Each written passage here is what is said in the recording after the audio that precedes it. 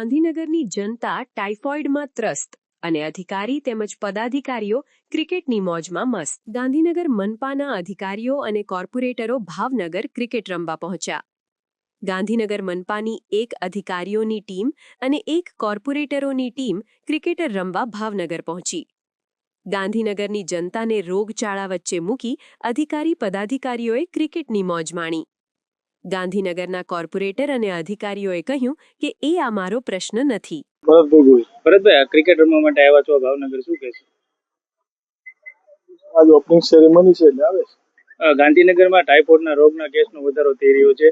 એક બાળકીનું મોત પણ થયું છે. તેમ છતાં ક્રિકેટ રમવા આવ્યા છો, શું કહેશો? બાળકીનું મોત ટાઇફોઇડના કારણે નહીં, શંકાસ્પદ બીમારીના કારણે.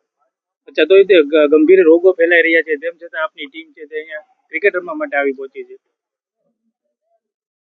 બધા રોગો હમણાં નિયંત્રણમાં છે. વધુ માહિતી તમને ત્યાંથી મળી આવશે. આર પટેલ.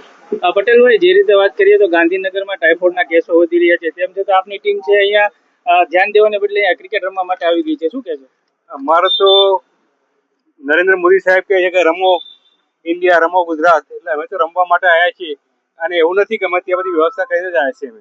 મોદી સાહેબનું તો એવું પણ કેવું છે કે કોઈ પણ પ્રકારની બીમારી હોય તેમની સામે નગરસેવકોએ પણ ધ્યાન આપવું જોઈએ. તેમ છતાં કેસોનો વધારો થઈ રહ્યો છે અને આપની ટીમ અહીંયા ક્રિકેટ રમવા માટે આવી ગઈ, કેટલું વાજબી કહેવાય? ના, એ તો અમારે રમવા માટે તો બધા આવવાના જ છે, બધા ખેલાડી આવ્યા, એટલું નથી આવ્યું, બધા આવ્યા છે. આપણને ધ્યાન દેવાને બદલે અહીંયા ક્રિકેટ રમવા માટે આવ્યા, કેટલું ત્યાં બીજા ઘણા ત્યાં છે, ત્યાં અમારા 11 જ આવ્યા છે. 11 ખેલાડી બાકી બધા ત્યાં છે. કોર્પોરેટર, મેયર બી ત્યાં છે, ડેપ્યુટી મેયર બી ત્યાં છે, બધા ત્યાં છે. સ્ટેન્ડિંગ કમિટી ચેરમેન બી ત્યાં છે.